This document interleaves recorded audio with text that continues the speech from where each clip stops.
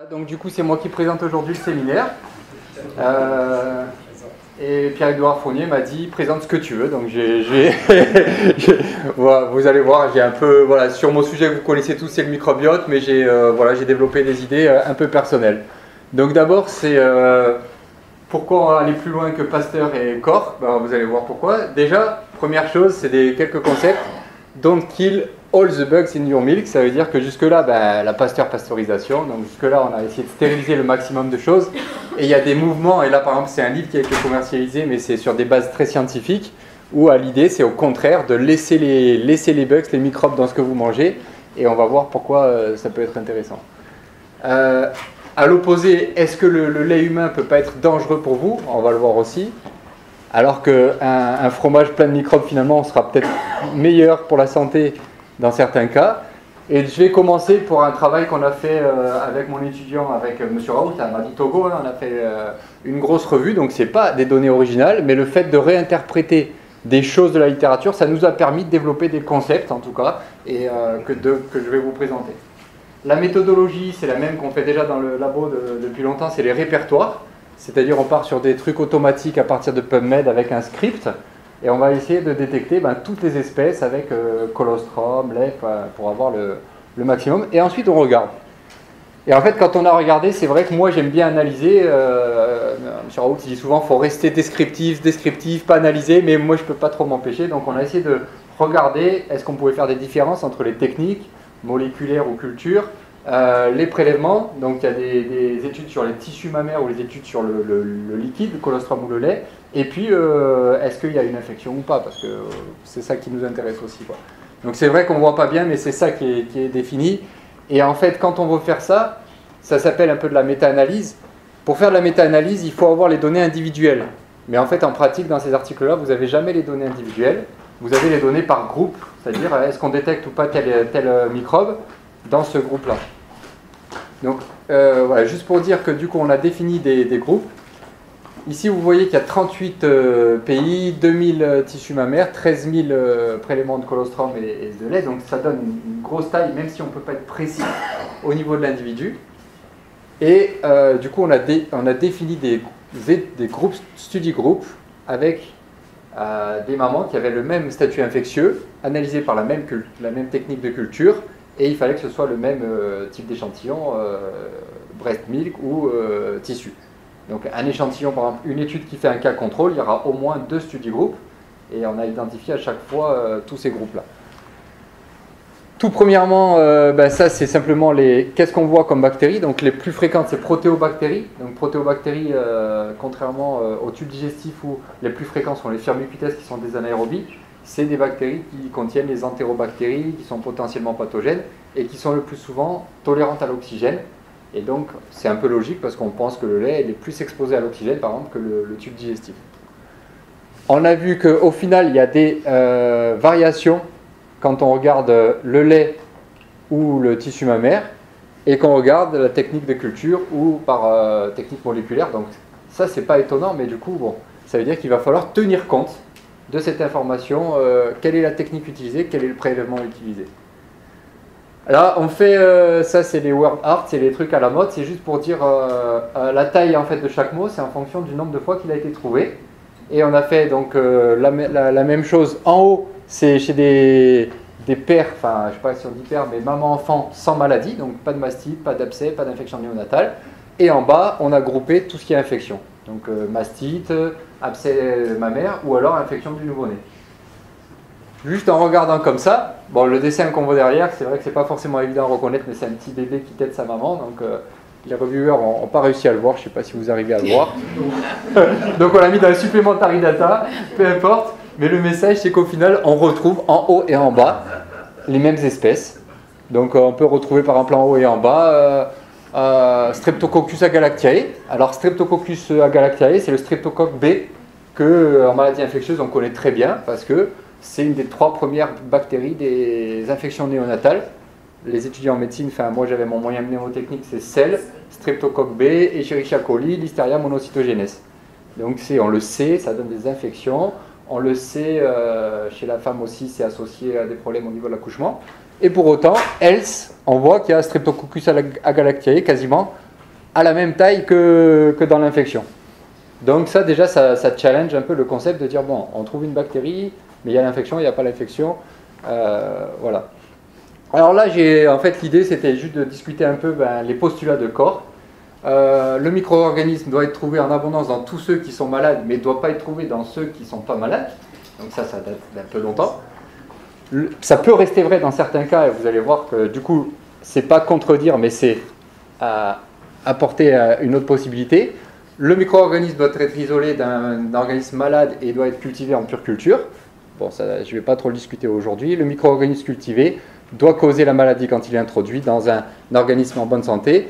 Et le micro-organisme doit être réisolé d'un hôte expérimental et il doit être identifié comme étant identique à l'agent initial.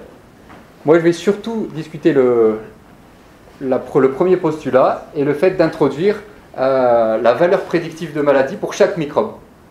C'est-à-dire que si on revoit en fait tout simplement sur un tableau de contingence, je sais que c'est pas forcément, des fois je suis un peu vu comme le matheux et en biologie on n'aime pas faire des maths, mais si on regarde juste un tableau de contingence, ça veut dire que à chaque fois qu'on a un malade, le micro-organisme est trouvé et il n'y a aucun malade qui n'a pas le micro-organisme. Et chez les gens qui sont en bonne santé, le micro-organisme n'est pas trouvé. Ça paraît simple comme ça, et en fait tout ça, ça veut dire que la valeur prédictive d'infection c'est 1 ou 0. Donc jusque-là, ce qui était, on disait 1 ou 0, on l'a, on est malade, on l'a pas, on n'est pas malade, et puis ça s'arrête là. Alors là, donc j'ai essayé de représenter, comme on dit, de l'analyse qualitative, c'est juste pour essayer de conceptualiser, c'est-à-dire qu'il y a le micro-organisme, il y a la maladie, et puis donc c'est chez les humains. Corps, ça veut dire c'est superposé, quand il y a la bactérie, il y a la maladie, s'il n'y a pas la bactérie, il n'y a pas la maladie, et puis ça s'arrête là. Donc valeur prédictive positive et négative de 1 ou de 0. Alors, au final, c'est peut-être pas si simple que ça. Et du coup, on le sait que c'est pas si simple, mais l'idée c'est d'aller voir comment on peut justement interpréter maintenant les données qu'on a dans les microbiotes. Certains individus qui ont le micro-organisme sont en bonne santé, et puis certains, donc c'est ceux qui sont en vert, qui ne sont pas communs avec la maladie, et certains micro-organismes qui sont donc certains qui sont malades avec la même maladie n'ont pas cette bactérie, quoi. Et en fait, on arrive où? On arrive au théorème de Bayes. Donc ça, c'est un nom, ça peut paraître compliqué, mais c'est des probabilités conditionnelles en fait. Où vous voyez le carré en haut à gauche, c'est quand c'est trouvé. Le carré en bas à droite, c'est quand la maladie est présente. Le petit carré foncé, en fonction du carré vert, c'est la fréquence de la maladie quand le micro-organisme est trouvé. Et c'est ça qu'on appelle, c'est ça la valeur prédictive en fait. Et c'est ça qu'on va chercher à préciser. Ensuite, il y a la maladie quand le micro-organisme est trouvé, et en bas, la fréquence du micro-organisme chez les malades. Mais du coup, on voit qu'on peut le calculer, quoi. On va pouvoir calculer pour chaque microbe que quand il est trouvé, la proportion de malades. On l'a fait, donc du coup, on ne voit pas bien, mais je vais détailler, parce que j'ai trouvé très intéressant. Donc ça veut dire que pour n'importe quel microbe, on peut calculer la valeur prédictive d'une maladie ou d'une infection. Elle va être de 1 ou de 0 pour ceux qui sont systématiquement pathogènes. Pour les pathogènes, on a particulièrement trouvé Salmonella enterica. À chaque fois qu'il était trouvé, les gens étaient malades. Donc 100% de valeur prédictive positive. Bon, c'était connu, mais voilà. Et par contre, on a trouvé d'autres qui sont Burkholderia ambifaria, qui donnent des mastites chez les bovins ovins, alors que chez l'humain, à ma connaissance, ce n'était pas très connu. Et Mycolicibacterium gilvom. Et c'est pas très connu, c'est pas très testé, donc si ça se trouve, c'est quelque chose qui mériterait d'être testé vraiment dans les prélèvements en biologie moléculaire, puisque c'est une mycobactérie, donc ça pousse pas forcément très facilement. Les mycobactéries, ce qui est intéressant, c'est que ça pousse beaucoup sur les matières grasses, en fait, il y a des milieux aux lipides exprès, et dans le sein, on sait que c'est riche en lipides, donc c'est pas étonnant qu'il y ait beaucoup de mycobactéries dans le sein, soit non pathogènes, soit pathogènes, des tuberculoses mammaires qui sont décrites, etc. À l'opposé, donc on a défini en fait comme voilà, une valeur prédictive d'infection à plus de 0,9, c'est les pathogènes. À inférieur à 0,1, on s'attend à trouver les probiotiques, et c'est le cas. On trouve les bifidobacterium, les lactobacillus. On sait dans la littérature que quand on donne des lactobacillus à une femme qui a une mastite, ça va la traiter et ça prévient la mastite chez la femme enceinte. Et Faecalibacterium prosnezi, Akkermansia mucinifila ou Faecalicatena rossiae. Mais aussi, on trouve des nouvelles bactéries, et ce serait intéressant de tester est-ce que vraiment c'est des bactéries qui ont un effet positif sur l'infection ou pas. Des Chloromonas aromatica, Dans la littérature, c'est une bactérie qui est capable de détoxifier des milieux. Elle peut détoxifier le benzène, le toluène, le perchlorate. Donc elle a peut-être des effets positifs même dans la santé. Streptococcus sanguinis, Streptococcus pseudopneumoniae. Et en bas avec 4 étoiles, Staphylococcus epidermidis. Donc, quand on est infectiologue, un staph épi, c'est plutôt un contaminant, mais ça donne plutôt des maladies. Et là, on le trouve que il est plutôt protecteur. 0,7, je me suis trompé, c'est 0,3, c'est-à-dire qu'il est protecteur contre l'infection. Bien sûr, ce n'est pas 0, donc ce n'est pas un protecteur parfait, mais 4 étoiles, ça veut dire que c'est très significatif. Donc, j'ai essayé de chercher ça, et je suis retourné à un travail qu'on avait fait avec l'équipe de Bernard Lascolas sur Clostridium, sur l'entérocolite aiguë-nécrosante. On s'était concentré sur le pathogène, c'était Clostridium butyricum, hein, qu'on retrouvait à gauche, donc ça c'était la culture, et à droite plutôt les données métagénomiques. De l'autre côté du spectre, tout en bas, on l'avait vu, hein, Staphylococcus epidermidis, mais on avait dit, on n'avait pas trop discuté ça, et au final ça semble cohérent, donc ça fait deux choses cohérentes qui disent que staph épi, finalement, ça peut être protecteur de l'infection quand on le trouve dans le lait, alors que, a priori, on n'aurait jamais dit ça. Et on le trouve pareil, il était trouvé aussi dans les données, en numéro 2, dans les données moléculaires comme étant protecteur, quoi. J'ai regardé un petit peu la littérature, et effectivement, dans la littérature, il y a des souches staph épi qui sont bactéricides sur staph doré, et en tout cas qui pourraient avoir un effet, anti-infectieux, quoi. Donc du coup, ça c'est un autre Grégory Bateson. C'est vrai que c'est M. Raoult qui nous avait conseillé cette lecture que j'ai trouvée très intéressante. Et sa théorie à lui, c'est de dire que toute information n'a aucune valeur en dehors de son contexte. Et à la fin, ici, et pour les microbes évidemment ça s'applique bien, c'est-à-dire que, et ça c'est grâce au reviewer, qu'on est allé voir précisément par type d'infection. Il nous a dit non, infection c'est trop vague, il faut que vous regardiez infection néonatale, mastite, abcès, parce que ce n'est pas forcément les mêmes espèces qui causent les mêmes infections. On a regardé et ça a marché, c'est-à-dire qu'on a trouvé des bactéries différentes suivant le type d'infection. Là c'est pour les mastites par exemple, donc Corynebacterium propinquum, on le trouve souvent dans la maladie dans les données métagénomiques.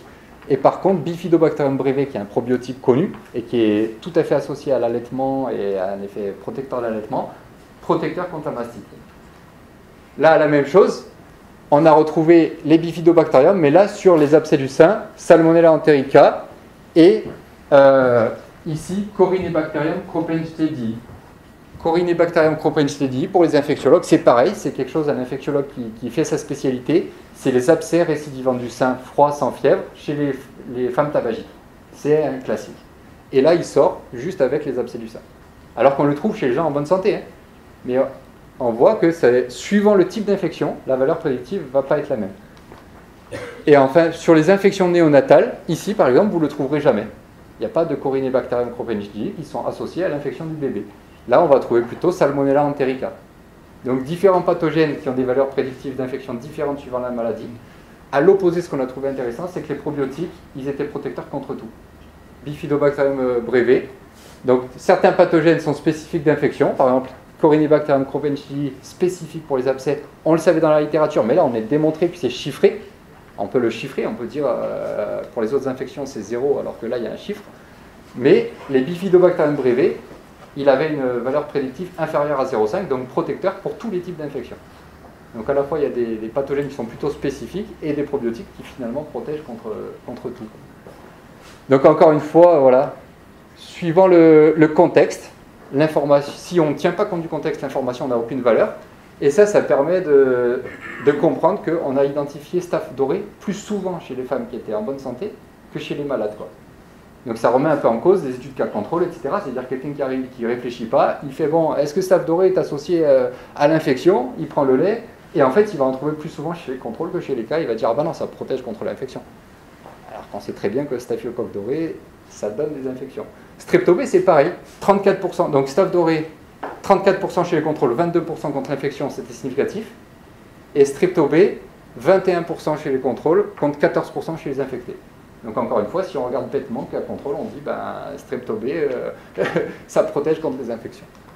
Donc du coup, ça c'est un... Voilà, si on ne tient pas compte du contexte, et du coup, il faut faire attention à ne pas donner des conclusions erronées, parce que si on ne tient pas de la clinique, de la souche, parce qu'on sait très bien qu'il y a des souches différentes, pour Staph epidermidis, dans l'article, c'était 1/5 des souches de Staph epi qui étaient antibiotiques sur le Staph doré. Donc il y a 4/5 qui ne marchent pas, mais il y en a 1/5 qui était efficace pour tuer Staph doré. Et de l'immunité, le tabagisme par exemple, parce que le tabagisme dans les abcès froids récidivants du sein à Corynebacterium microbenchti, les gynécos vous disent tant que la femme va continuer à fumer, vous la guérirez jamais. Vous allez baumer des antibiotiques, ça va récidiver, ça va récidiver. Le seul moyen qu'elle guérisse définitivement, c'est qu'elle arrête de fumer. Alors, voilà, donc en fait, tout ça c'était pour dire que du coup, il est possible de prévoir, bon, c'est un petit peu, on va dire, ambitieux, mais dans le futur moyen ou proche ou lointain, de se dire qu'on va pouvoir prévoir éventuellement des logiciels, c'est vrai que moi je suis assez logiciel, etc., qui vont permettre, avec des données de microbiote, c'est-à-dire des milliers de bactéries, avec le contexte de se dire, bon ben là, ici, par exemple, si on détecte Strepto B et Corynebacterium, qu'on a un sepsis néonatal, la valeur prédictive, c'est le Strepto B qui sera mise en cause. Et ça peut se calculer. À l'opposé, avec les deux mêmes bactéries, qu'on a des abcès récurrents et du tabac, eh ben, c'est Corynebacterium microbenchti qui pourra être identifié. Et ça peut nous servir pour analyser les données de microbiote, comme on fait avec MetaGX, quand on a des milliers d'espèces et on ne sait pas laquelle. Donc ça, c'est quelque chose qui peut être, calculable. Donc voilà. Ça, c'était la première thématique et c'est issu de notre travail. Le deuxième point, c'était Pasteur. Qu'est-ce qu'on peut voir par rapport à Pasteur? Donc Pasteur, c'est lui qui avait mis au point le fait de chauffer les prélèvements, le vin au départ. Il avait chauffé le vin pour pasteuriser le vin, pour éviter que le vin tourne. Et au final, ça a été arrêté. Enfin, aujourd'hui, la pasteurisation du vin, ça n'existe plus. Et pourquoi? Très probablement, parce que très probablement, en tuant tous les microbes, finalement, ça altère quand même la qualité du vin, parce que c'est la qualité microbienne. Pour le lait, ça a été fait pareil. Et du coup, les laits aujourd'hui, ils sont peut-être pas stériles, mais en tout cas, ils sont dénués de la majeure partie des bactéries. Donc l'idée, c'était juste de voir, est-ce que la pasteurisation, elle est bonne pour la santé humaine? Et est-ce que c'est bon pour les humains de tuer tous les microbes dans la nourriture qu'on mange, en fait? C'était un peu ça la question, quoi. Donc du coup, ça, c'est grâce à une collaboration, en fait, avec l'Afrique.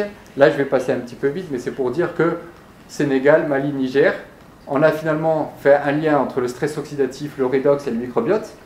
Et tout ça, ça nous a permis de voir qu'un des microbes clés du microbiote, qui sont les archéméthanogènes, Methanobrevibacter smithii étant le plus fréquent, sont disparus. On ne les détecte pas chez les enfants avec un kwashiorkor ou un marasmic kwashiorkor, comme on les voit ici.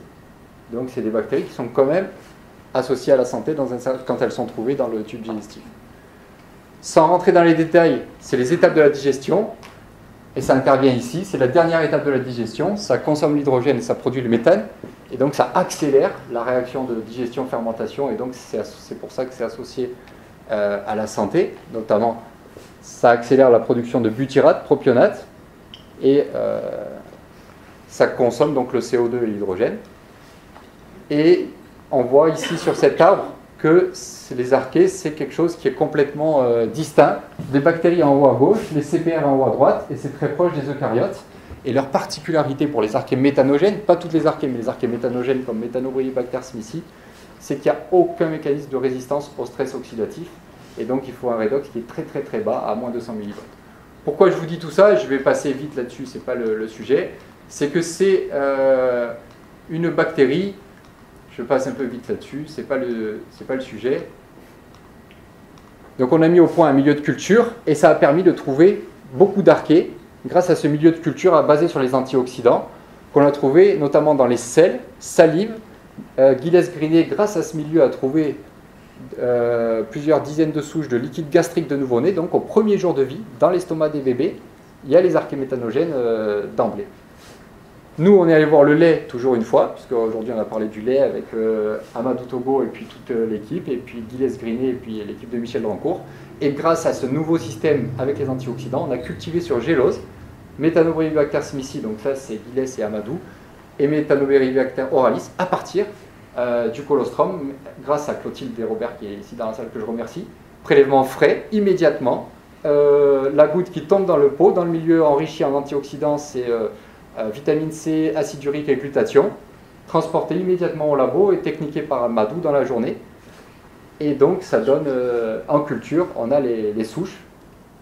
dans le colostrum de la maman à la première heure de vie. Parce que le colostrum, ça je ne le savais pas non plus, ça peut être donné dans la première heure de vie, et que l'allaitement précoce, donc c'est avant 1 heure, est associé à tous les bénéfices, diminution de la mortalité dans les pays en voie de développement, etc.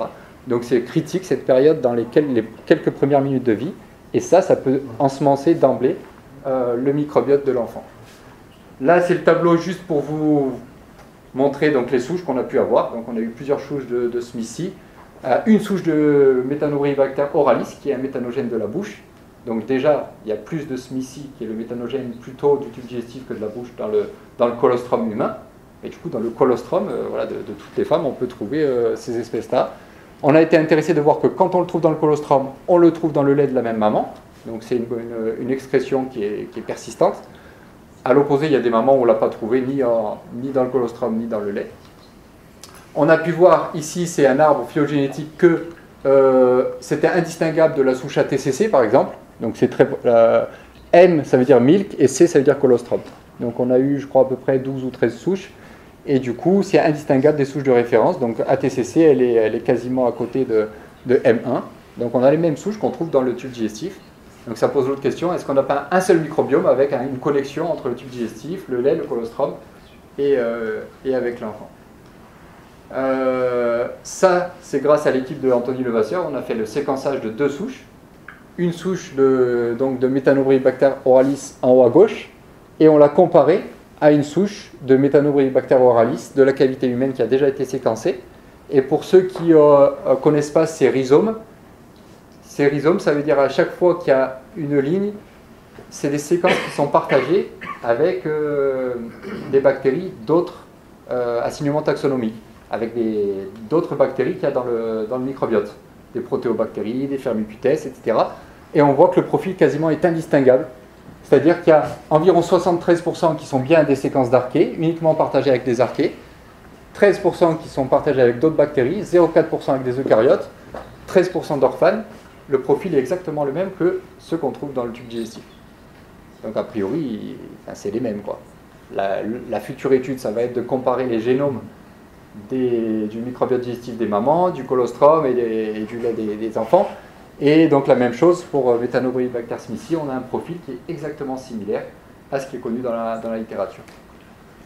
Donc le colostrum ne transmet pas que les bactéries lactiques, jusque-là on savait les bactéries lactiques, lactobacillus, bifidobacterium, mais probablement l'intégralité du microbiote humain, seulement il y en a qui sont en minorité. Donc c'est pour ça que les archées ne sont probablement pas détectées jusque-là, parce qu'elles sont très minoritaires, et que pour aller les détecter, il faut des techniques vraiment adaptées.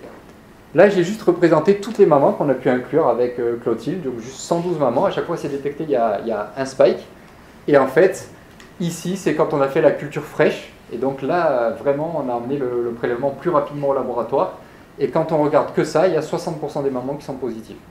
Donc en fait, peut-être qu'en améliorant encore même nos techniques, et on pourrait, en fait, toutes les mamans ont des archées dans le colostrum et sont capables de le transmettre à l'enfant, quoi.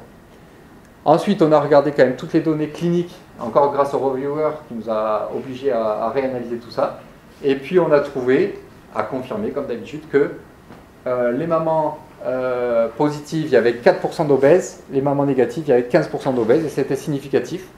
Donc c'était associé au profil de poids de la maman, que les mamans obèses, elles ont moins fréquemment Methanobrevibacter smithsii dans le colostrum.